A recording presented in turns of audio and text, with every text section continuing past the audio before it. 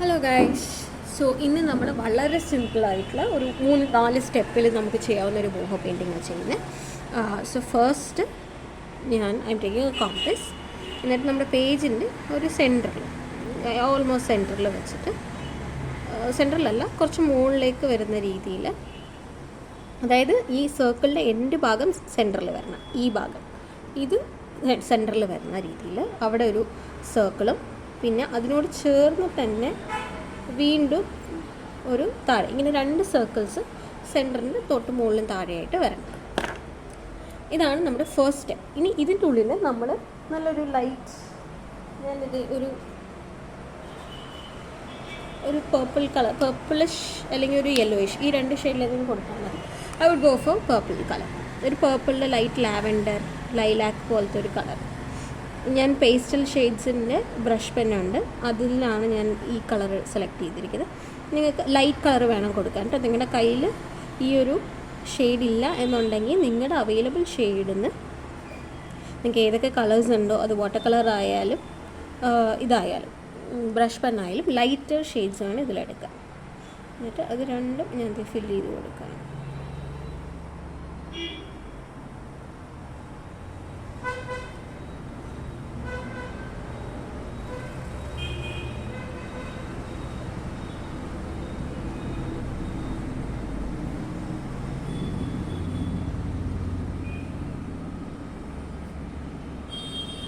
നമ്മളിത് 2 ഫില്ല് ചെയ്ത് കൊടുത്തു.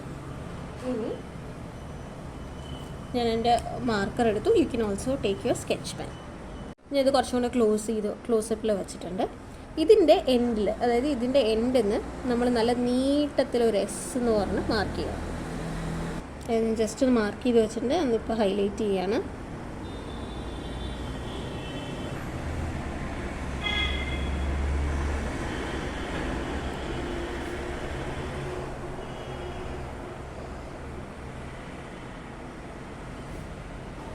നല്ല നീളത്തിലൊരു എസ് എന്ന് പറഞ്ഞിട്ടുണ്ട്.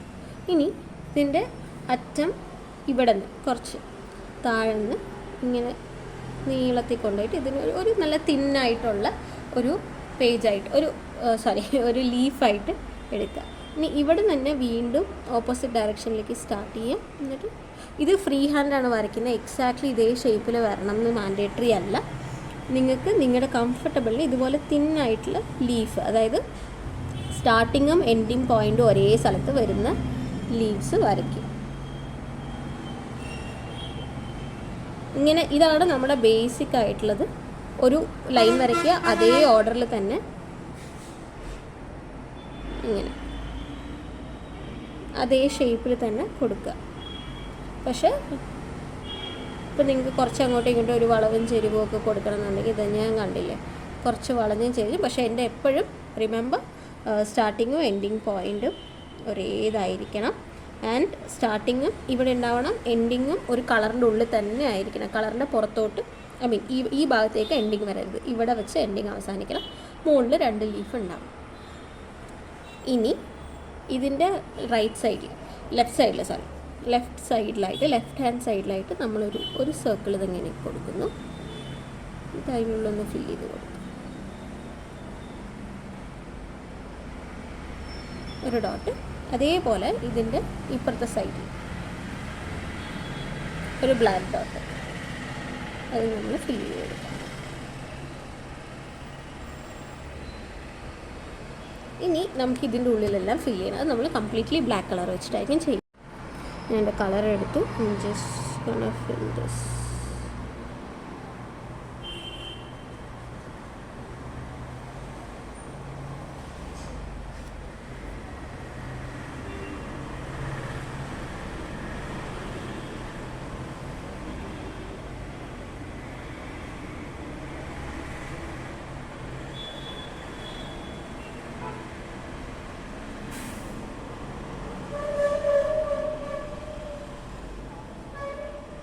ഞാൻ യൂസ് ചെയ്യുന്നത് ലക്സറിൻ്റെ മാർക്കറാണ് കേട്ടോ. നിങ്ങൾക്ക് മാർക്കർ യൂസ് ചെയ്യാം. നിങ്ങളുടെ കയ്യിൽ ബ്ലാക്ക് ഉള്ള എന്തെങ്കിലും വാട്ടർ കളർ, സ്കെച്ചോ പെൻസിലോ എന്ന് വേണമെങ്കിലും യൂസ് ചെയ്യാം. നമുക്കിത് നല്ല പിച്ച് ബ്ലാക്ക് ആയിട്ടുണ്ടെങ്കിൽ കുറച്ചും കൂടെ ഭംഗിയുണ്ടാവും. അതിനാണ് ഞാൻ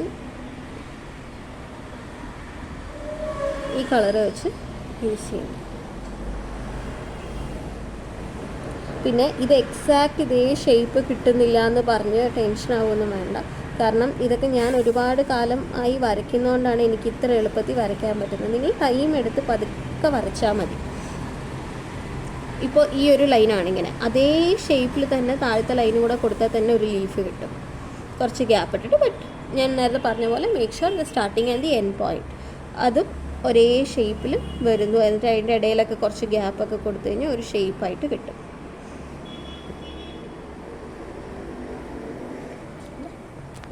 ഇത്രേ ഉള്ളൂ പെയിൻറ്റിങ്. ഇതൊരു സിമ്പിൾ ഒരു എസ്തെറ്റിക്കിൽ വരുന്ന ഒരു പെയിൻറ്റിങ്ങാണ്. ഇനി ഫൈനലായിട്ട് ഞാനിതിൻ്റെ ഈ സെൻറ്ററിൽ ഇത്രയും ഭാഗം ഹൈലൈറ്റ് ആയിരിക്കുമ്പോൾ സെൻറ്റർ മാത്രം ഒന്ന് ഡള്ളായിട്ടിരിക്കുമ്പോൾ ഒരു ഭംഗി ഉണ്ടാവില്ല. അപ്പോൾ ആ സെൻറ്ററും കൂടെ ഞാനൊന്ന് ഹൈലൈറ്റ് ചെയ്ത് കൊടുക്കും. ഇത്രയേ ഉള്ളൂ.